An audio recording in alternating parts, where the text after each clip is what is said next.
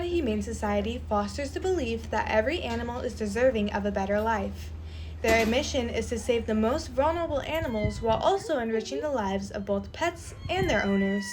Jordan Lusama works for the organization as an animal cruelty investigator and emergency animal technician. I sat down with her to speak about her job. Yeah, so I mean, every day we speak for animals who can't talk. Unfortunately, animals can't tell their owners when it's too hot, too cold, when they're thirsty, when they're hungry, or when something's wrong. Especially medically, we see a lot of those cases where a pet might be in pain, but an owner just doesn't see that. We're here as trained medical technicians in the field to make sure that an owner is aware that there's things that need to be done, and we need to make sure that the animal has a safe space to be and they're fed and taken care of. And, we're here to make sure we do that.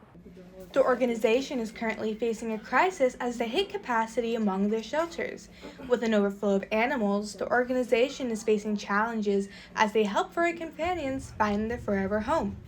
As of recently, the organization has had to turn away animals in need of shelter. Most of the animals brought in are strays, more specifically, injured animals. However, the organization has recently advised the public to hold on to healthy animals until there is enough space. A call to action is necessary, and the easiest resolution is adoption. Well, I mean, pet overpopulation is definitely the biggest issue. There's a whole rabbit hole we can go down with that. But by adopting an animal out of the shelter, you're saving more than one life, like I mentioned earlier. You adopting an animal from a shelter here frees up a spot for another injured or abused animal to have a safe space to go. And unfortunately, that's not the same to be said about, getting an animal from a breeder. You're changing the life of multiple different animals by adopting from a shelter. In the midst of this crisis, animals with disabilities are left voiceless and isolated, echoing the urgency for support. Often overlooked, they are just like people. These disabilities are no different than any others on the adoption floor.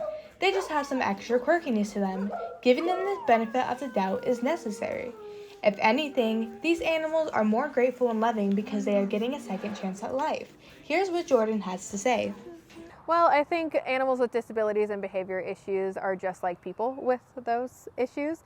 It takes time and it takes patience, but I think just giving an animal with any kind of disability the benefit of the doubt and working with them definitely is rewarding for both the owner and the animal. You learn a lot about yourself in situations like that.